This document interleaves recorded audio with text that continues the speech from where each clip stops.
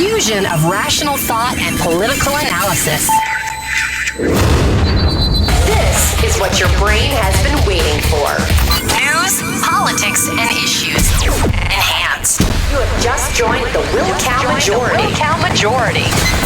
The next generation of great talk radio, the undisputed leader of the new school. Andrew Wilkow, Sirius XM Patriot. Phone lines, as always, 1-866-95-PATRIOT. The email, just spell my name right, WILKOW at WilkowMajority.com. Individual Patriot first, Conservative second, Republican third, and working every single day to make this the most popular program offered by Sirius XM Satellite Radio, because it's based in one thing and one thing only, and that is rational thought. So welcome to the Wilkow Majority. I'm Andrew Wilkow. I, not too long ago, sent, my colleague Mark Levin lives in Virginia, so Dave Bratt was running in his backyard.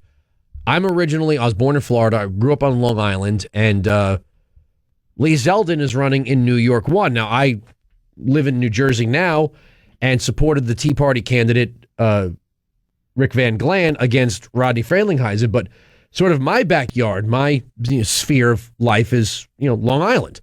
So Lee Zeldin is running in my backyard, and we've been friends for years now. I sent him a text not too long ago on immigration, and he wrote back in all caps, "I will not vote for amnesty." With what's going on at the border right now, it is good that he got that position out, because I'll tell you this right now. The people who want security at the border first, who are running in primaries like Chris McDaniel, are going to get really popular between today and tomorrow. Joining me on the program right now, running in New York 1, is Lee Zeldin. How you doing? I'm doing real well. How are you? You probably didn't think it was that big of a deal when I sent you that text about amnesty, but given the circumstances, aren't you glad you made your position clear a while back? I'm blown away how many candidates try to win an election by not making anything clear. I actually think the best way to get elected is by being yourself and letting the public know exactly what you stand for and what you don't. People respect that. Even people who may disagree with you on a position respect the fact that you know where you stand and you're willing to tell the public. So I'm happy it's out there, and I wish more candidates would let the public know exactly where they stand on stuff. Well, I think a lot of candidates who were trying to put their feet in both puddles here. I want border security, but a lot of these establishment guys, they want amnesty.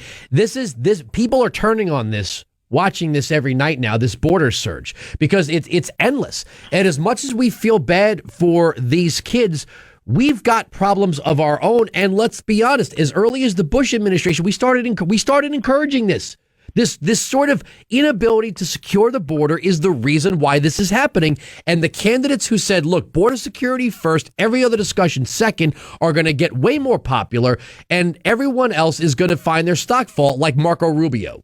And it's impossible to fix any problems with our nation's immigration if you have no respect for our rule of law and you don't secure the entry process into this country. And, for folks who are trying to negotiate with Democrats to, come up with an idea that they say is going to solve the problem, if you're not going to deal with border security, you are just going to end up actually making the problem worse than it was before.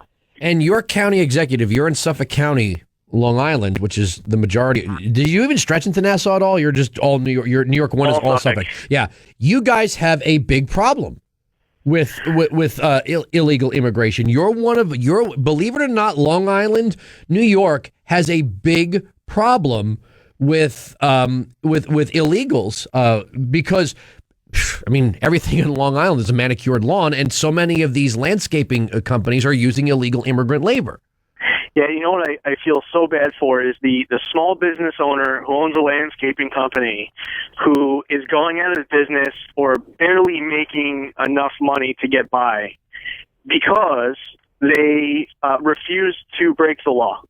They have, their competition all cutting corners, using cash, not paying taxes, bringing people onto jobs just from, some location on the side of the street where you could just pick up, someone who's not here legally and have them work for you for the day.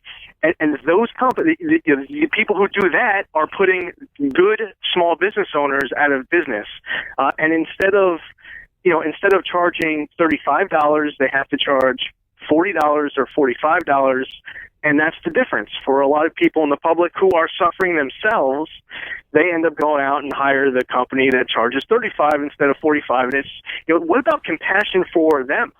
Well, you also have overcrowding issues. I know that your county executive started using the fire department to sort of not enforce immigration law, but when you have apartment buildings and rental homes where you've got 30 people living in a space zoned for 5, stacked and packed in bunk beds, it becomes a fire trap. It becomes a safety hazard, not for just those people, but everybody that's living in the area. I've been following this, and it's got to stop.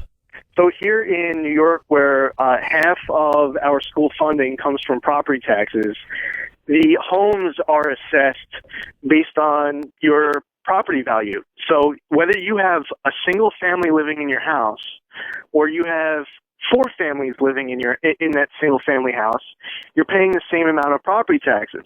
But when your house is filled with 4 families instead of 1, and each of those families all have 30 kids going to the local school district, now that burden is shouldered by everyone else in the area, and it's really forcing a lot of people to move off of Long Island altogether because they can't afford, the property taxes is just the last straw, so they leave. And they're going to South Carolina, North Carolina, they go to Florida because they can't survive here anymore. Or they go to New Jersey, which is not really much of a refuge. Yeah, I don't live on Long Island anymore. Yeah, no, it's true. I mean, a lot of, and other governors of neighboring states, elected officials in neighboring states, whenever New York enacts a policy that increases the cost to do business if you're a business owner, or the cost of living just for some head of the household, you have people who just move to a neighboring state where, like New York State was going to start taxing. They wanted to increase this tax on hedge fund managers. And Jody Rell, was the governor of Connecticut at the time, just personally started calling all the hedge fund managers and saying, if they don't want you in New York, we'll take you in Connecticut. Yeah, and, Southern Connecticut's only a train ride away. It's not like, moving halfway across the country. But they say, the Democrats in the state Senate up in Albany, they say it's patriotic to pay taxes. When you say that people are leaving the state, they say, show me proof. They have no experience signing the front of checks. All their life experience is signing the back of it. And they enact policies that it might work as far as pandering to voters who resent success, but it results in us just continuing to lose businesses. We end up losing jobs. It's sickening that so many people get elected who completely don't get it. And for those who do, it's even because they don't do the right thing. Well, you also have Lee Zeldin is joining us, zeldinforcongress.com. He's got a primary tomorrow in New York's 1st District, and his direct competitor magically appeared in the race, Johnny Come Lately, with some money from Nancy Pelosi's husband. So this is just, if you're registered to vote in New York 1, you need to get out. But you're also experiencing, and back to this immigration thing, that whereas maybe a large percentage of even conservative Republican voters were willing to hear out people on a pathway to citizenship if they thought the process was going to be honest, the forces of open borders aren't waiting. In New York, the New York State Senate is actually hearing from people who want to give illegal immigrants not only the right to vote, but to run in local elections. They want to give them. So Gustavo Rivera from the Bronx wants to grant New York State citizenship.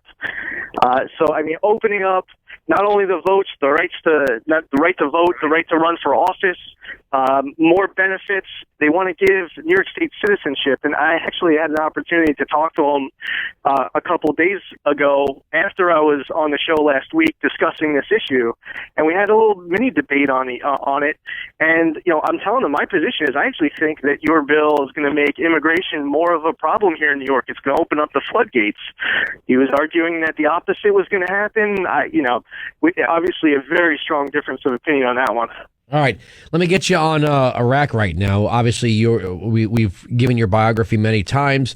You are currently serving in the Army Reserve, but you've been on active duty. You've been a JAG lawyer. You have been with the 82nd Airborne. You have been you've been around this for quite some time. Now we have John McCain saying we need to go back in. We need to start an aerial campaign. We just had Dan Hampton on, who's one of America's most decorated combat pilots, about his new book. And he was saying, look, this is a civil war that is not going to be solved by the DOD. Shia and Sunni have been killing each other since the dawn of Islam, and you can't solve that problem with bombers. Well, I think that the two biggest problems that we have right now, one is our president's foreign policy.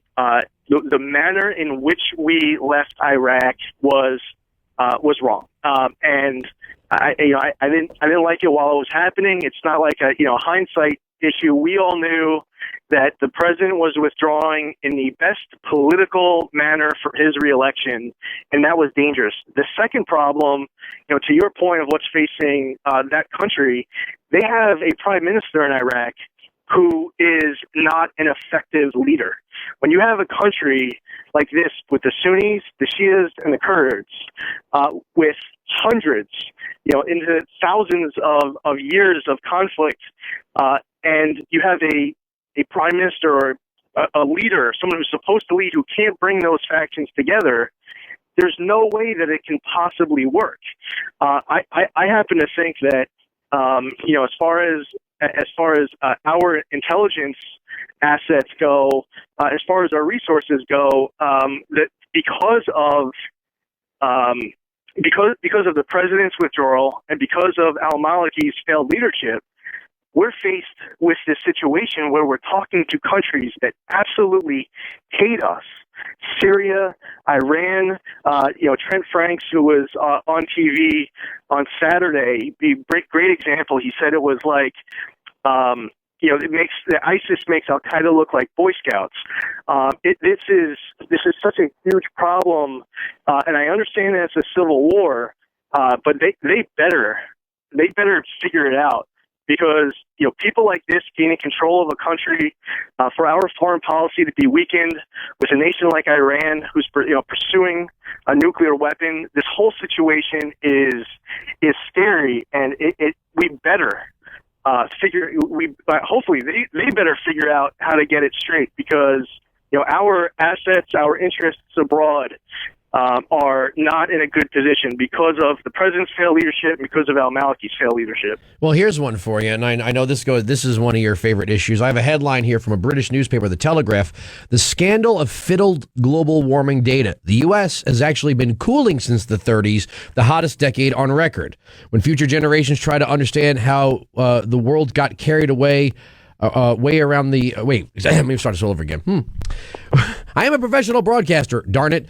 When future generations try to understand how the world got carried away around the end of the 20th century by the panic of global warming, few things will amaze them more than the part played in stoking up the scare by fiddling the official temperature data. There was already much evidence of this 7 years ago when I was writing my history of the scare, the real global warming disaster, but now another damning example has been uncovered by Stephen Goddard's U.S. blog of Real Science, showing how shamelessly manipulated has been one of the world's most influential climate records. The graph of the U.S. surface temperature records published by the National Oceanic and Atmospheric Administration, Goddard shows in recent years, U.S. Historical Climatology Network has been adjusting its record by replacing real temperature data with fabricated computer models. So if we had been drilling all this time, since when Al Gore and Bill Clinton said it would take 20 years to get supply, if we started 20 years ago We would not care about what was going on with the oil in the Middle East. Yes, the price is global, but we would be energy independent by now. And I know you're one of those guys